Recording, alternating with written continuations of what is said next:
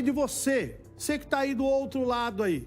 Você tem alguma pergunta para fazer para o Dr. Paulo Abdala? Manda para mim, ou no WhatsApp, ou lá no nosso YouTube da RIC TV, tá bom? Nós estamos no Setembro Amarelo, nós estamos fazendo uma semana para falar sobre a saúde mental, é isso mesmo. Ontem nós tivemos a reportagem e hoje nós estamos recebendo o Dr. Paulo Abdala aqui na RIC TV, aqui no Balanço Geral Maringá. Então você que está aí, você tem alguma pergunta sobre a saúde mental? Quer tirar alguma dúvida? Qual é a sua dúvida sobre a situação? Pode mandar as perguntas para mim aqui, que eu vou fazer para o Dr. Paulo Abdala. Perguntar para ele também sobre esse momento, depois da pandemia, né? Tá chegando aqui, já vamos falar com ele, para você que está acompanhando o nosso programa, o nosso Balanço Geral Maringá. Pode trazer o Dr. Paulo Abdala lá para mim, ô Otávio? O pessoal que está ali na retaguarda. Tá chegando o Dr. Paulo, vem para cá, Dr. Paulo. Isso é uma pessoa que eu respeito muito. Salsicha. Tudo bem? Muito obrigado, senhor, ter aceitado o convite, de ter vindo falar com a gente sobre esse assunto muito importante mesmo. O senhor acredita que depois da pandemia mudou muito a saúde mental da população, do povo? A pandemia foi uma condição que ela comprometeu muito a nossa saúde. Do ponto de vista emocional, muitas doenças começaram a ficar mais intensas, mais frequentes. Por exemplo, aumentou o consumo da bebida alcoólica, aumentou o consumo da substância química, quadros depressivos ficaram mais evidentes, situações de ansiedade foram mais diagnosticadas. Houve sim um impacto negativo na nossa saúde mental. O povo ficou trancado dentro de casa, mexeu com todo mundo, desde a criança até aquela pessoa de mais idade? Penso que todos os segmentos foram atingidos por isso. Fala de um assunto polêmico, mas é importante o senhor estar aqui. A gente não gosta de comentar sobre suicídio. Sim. Entendeu? A gente não fala, nós temos um termo que, inclusive, eu assinei com o pessoal da polícia, do Corpo de Bombeiros, inclusive com o juiz de Maringá, que a gente não fala sobre suicídio. Mas com a sua presença aqui é importante. Como é que a gente consegue detectar que tem uma pessoa com alguma coisa pensando em fazer alguma coisa errada? Bom, existem alguns fatores de risco para o suicídio. Sim. Existem algumas condições que, uma vez presentes, elas poderão nos ajudar a pensar, a raciocinar com relação a essa condição. Então, por exemplo, as pessoas que teoricamente poderão apresentar um risco para tal são aquelas que em algum momento das suas vidas já tentaram suicídio e que são portadoras de alguma enfermidade psiquiátrica. É muito comum que pessoas com histórico de depressão, de bipolaridade, esquizofrenia, dependência a drogas, transtornos de personalidade, tenham o risco de desenvolver em algum momento da sua história um comportamento que possa evoluir para o suicídio. Há também algumas outras questões, por exemplo, teoricamente ele é mais frequente nas mulheres, nos homens. Embora as mulheres tentem mais, os homens acabam sendo mais, infelizmente, precisos. Então você vai ver um número maior de suicídios entre os homens. O suicídio talvez ele possa ser mais frequente naquele indivíduo que está vivendo uma situação de perda. Então, por exemplo, mais frequente no viúvo do que no casado, mais frequente no solteiro do que no casado. Então, existem alguns aspectos que podem nos ajudar a pensar sobre ele. E como é que a gente consegue detectar que aquela pessoa está no risco? A gente consegue tentar enxergar isso? Essa é uma questão muito difícil, porque a doença psiquiátrica ela tem duas características: impulsividade e imprevisibilidade. Então, eu acredito que você deveria ir um pouquinho assim, pelas beiradinhas, né? Tem histórico de depressão? Já tentou alguma vez? Passa por alguma perda recente, seja um divórcio, seja um desemprego? Fatores que possam contribuir para esse tipo de condição. E vamos falar de preconceito. Existe nesse meio hoje o preconceito? Aquela pessoa que fala assim, como é que vocês conseguem ver isso? Olha, eu tenho aí já alguns anos de profissão. O senhor é um dos mais experientes, não só de Maringá, mas do Paraná e do Brasil. Muito obrigado. Nesses anos, esse estigma ele foi reduzindo, mas ele ainda está presente. Existem pessoas que se sentem muito incomodadas com a ideia de serem portadoras de uma doença e de necessitarem de um tratamento. Então, muitas vezes, isso faz com que a pessoa ela recue, que ela não procure auxílio.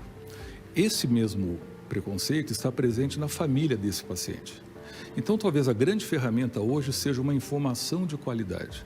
poder chegar até essa pessoa e dizer, olha, independente dessa enfermidade, existe um tratamento, é possível auxiliá-lo para que você se estabilize e é possível que a partir daí nós consigamos resgatar a tua qualidade de vida. E qual que é a diferença entre o psiquiatra e o psicólogo? Que hoje tem muita gente, eu vou levar o meu filho no psicólogo. Ah, não, você tem que levar no psiquiatra. Como é que se define isso no meio de vocês? São dois técnicos da saúde mental, são duas profissões que eu diria assim, muito próximas, que devem trabalhar juntas. E a diferença básica seria, o psiquiatra é um médico, que uma vez concluído o curso de medicina, faz uma especialização em psiquiatria e está habilitado para medicar o paciente, está habilitado para elaborar diagnósticos de psiquiatria. O psicólogo, ele tem uma formação própria, ele faz uma faculdade de psicologia e está habilitado para exercer técnica de tratamento na linha das psicoterapias.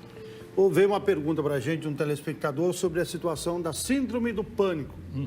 Que tem, a síndrome do pânico tem várias maneiras de ser detectada também. Tem aquela pessoa que tem medo de sair de casa, tem aquela pessoa que dorme debaixo da cama. Sim, tem gente que dorme embaixo da cama, na escuridão. Tem gente que já leva a síndrome do pânico de uma outra maneira. São sintomas diferentes, doutor? São condições muito parecidas. Primeiro, você vai ter um capítulo, transtornos de ansiedade.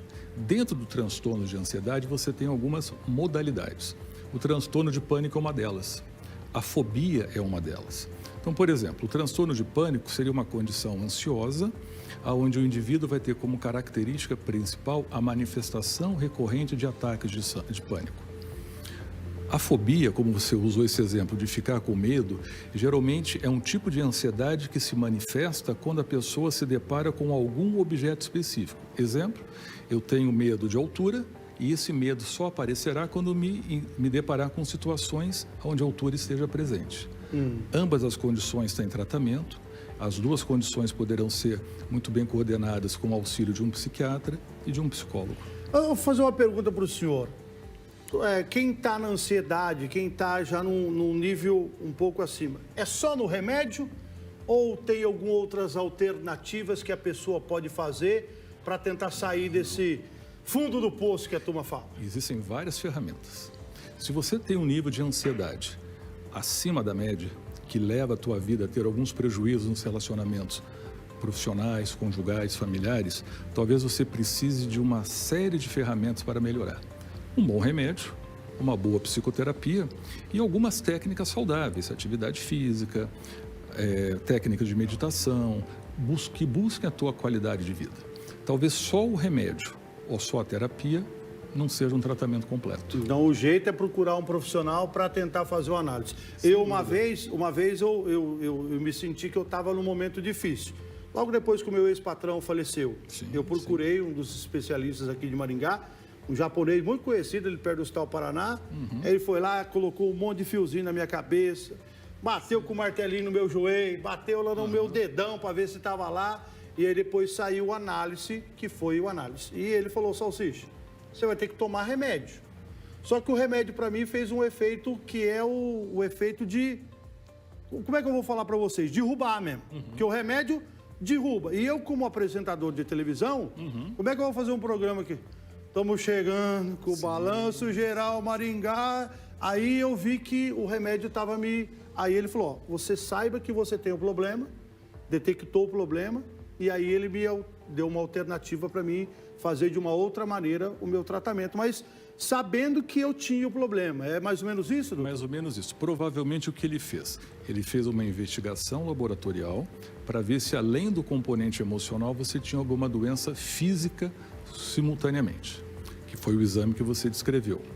E ele entrou com um medicamento, e o medicamento ele tem que ter duas características. Primeiro, ele tem que ser eficiente para o meu problema. E segundo, eu tenho que conseguir tomá-lo.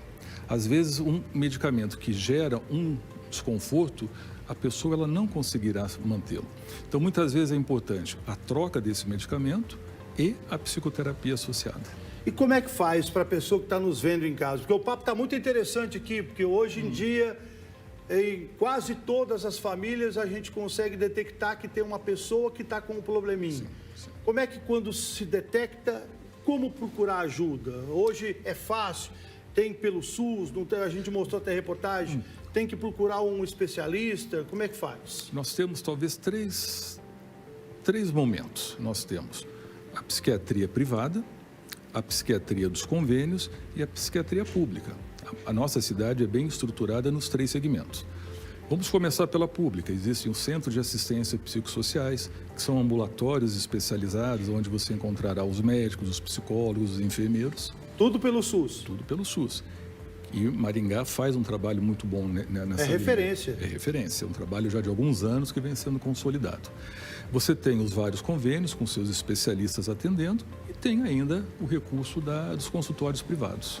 E a orientação do senhor como um dos melhores médicos de Maringá é procure ajuda. Não deixe, se deixar vai piorar, não vai, doutor? Lembra, um quadro leve hoje tende a ficar mais intenso amanhã e um quadro sem tratamento ele poderá cronificar. E uma vez crônico, você poderá ter prejuízos no teu dia a dia. Tá bom, muito obrigado. Agradeço o senhor.